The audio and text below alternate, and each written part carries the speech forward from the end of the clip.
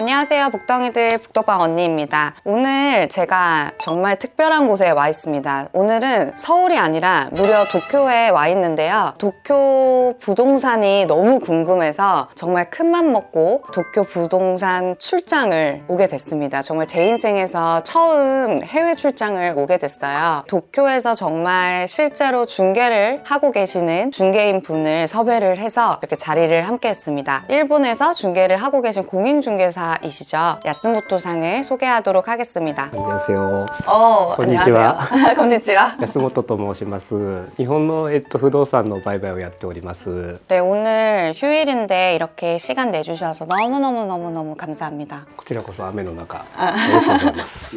미국 부동산 관련해서는 자녀 유학이라든지 이런 것 때문에 많이들 알아보시고 실질적으로 한국에서도 투자가 되게 많이 이루어지고 있는 걸로 알고 있는데 일본의 부동산 투자에 대해서는 좀 생소하게 생각을 많이 하시더라고요. 관심은 있으신데 잘 모르겠다, 좀 알려달라라고 하시는 고객분들 요청이 많아서 오늘 이 자리를 마련을 하게 됐고요. 이렇게 귀한 시간을 내주셨기 때문에 좀 일본 부동산에 대해서 공부를 좀 해보도록 하겠습니다. 준비되셨습니까? はい。 기본적으로는 이제 일본 부동산을 외국인이 투자할 수 있는지. はい、基本的に不動産を購入することは可能です。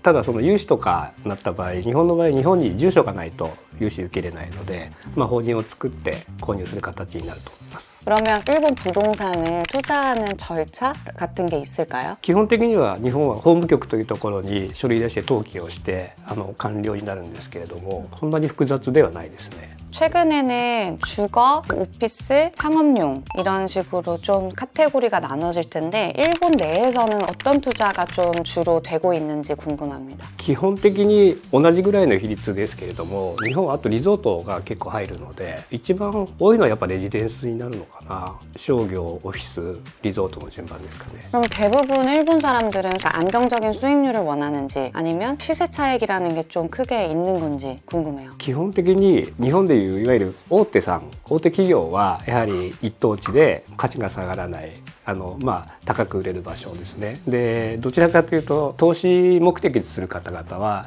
利回り重視で、利回りプラス当然転売益ですけれども、であとリゾート系は博打ギャンブル性高いですけどものすごく儲かる可能性があるということで、みんな独特のところで全部やる人はあまりいないです。どっかに特化してます。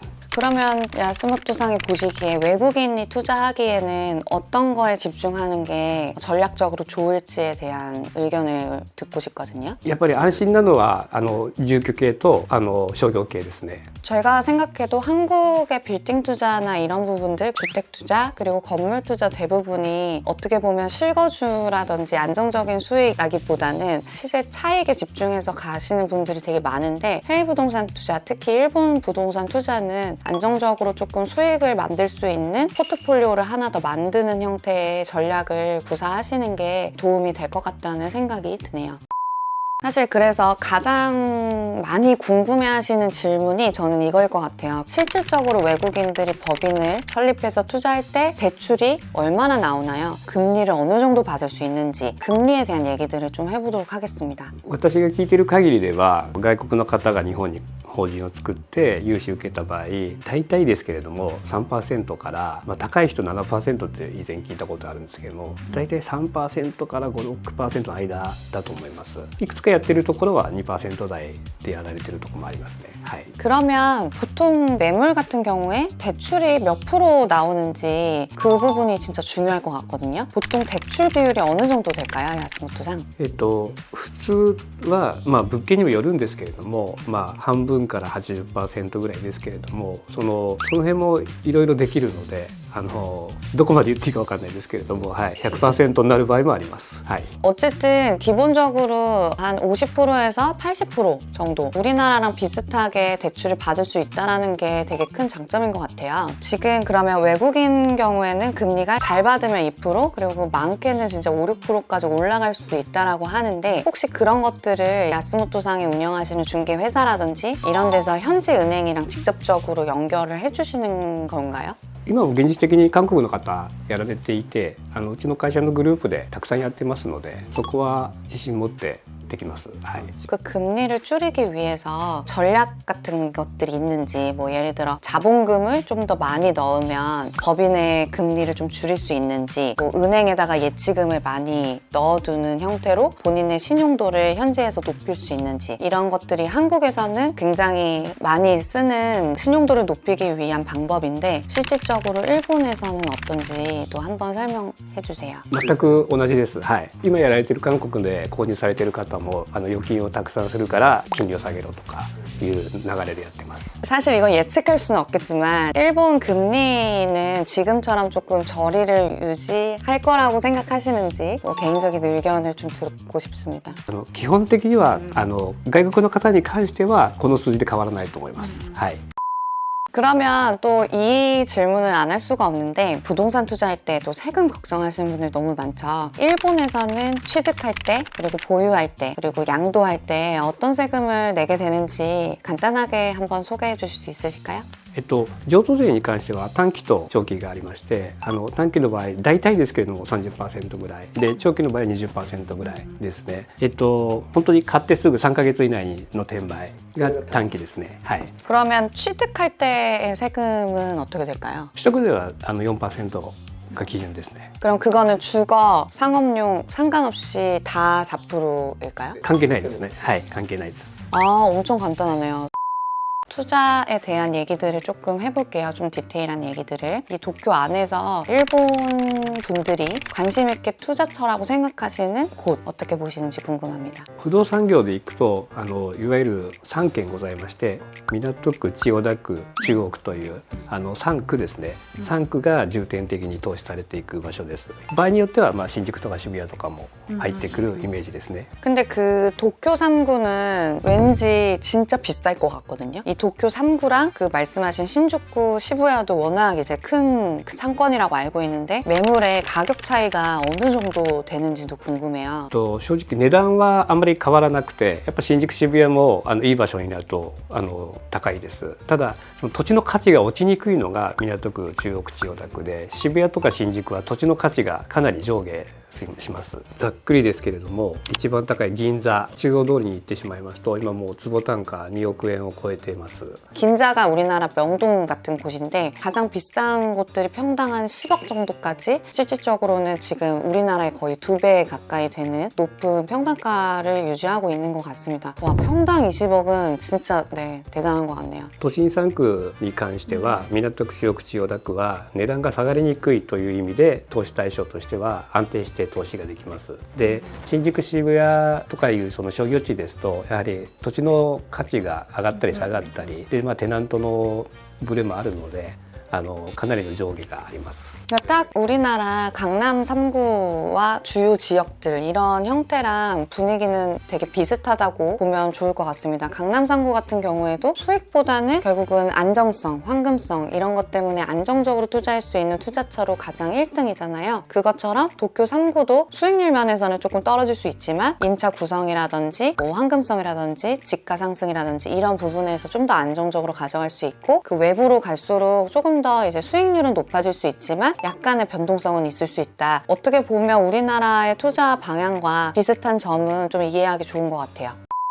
그래서 오늘 야스모토상께서 매물을 실제로 좀 가지고 오셨더라고요. 이거 좀 공개를 해도 될까요? はい、 아, はい。 아리가또 고자이마스. 네, 지금 매물 자료를 이렇게 가지고 오셨는데 물건 개요서라고 돼 있어서 실질적으로 판매하는 매물에 대한 주요 내용들을 담은 자료예요. 그러니까 IM 자료라고 보시면 되고, 지금 요거 같은 경우에는 5억 3,600엔이라고 되어 있으니까 한국으로 그냥 1,000원이라고 계산했을 때 53억 정도? 근데 지금 엔화가 조금 더 떨어졌기 때문에 한 50억 정도 된다라고 보는 매물이에요. 지금 매물 보면은 평당 1억 3천 정도에 40평 정도 되는 되는 굉장히 잘 지어진 주거 건물을 약 50억 원 정도로 매입을 할 수 있고, 만약에 아까 말씀하신 대로 여기에서 대출이 50%에서 80%까지 나온다라고 하면 한 10억에서 15억 정도의 현금을 가지고 일본 부동산을 매입을 할 수 있고, 수익률이 3.7% 정도 나오는 레지던스 건물이어서 이거 같은 경우 설명 한번 해주시면. もともと日本の建築費が非常に高騰しておりまして、坪単価で120万ぐらいでできるものが今200万円台まで上がってしまっているので、ちょっと販売価格も高くなっております。 지금 건축비 얘기가 나왔는데요. 한국에서는 실질적으로 지금 강남권 잘 짓는다라고 하면 신축 평당가를 한 1,000만 원에서 1,200, 뭐 이 정도 수준이 굉장히 많이 들어간 건축비라고 말씀을 많이 하시는데, 지금 되게 놀란 게 일본 같은 경우에는 건축비가 오르기 전에 일반적으로 1,200만 원 정도 평당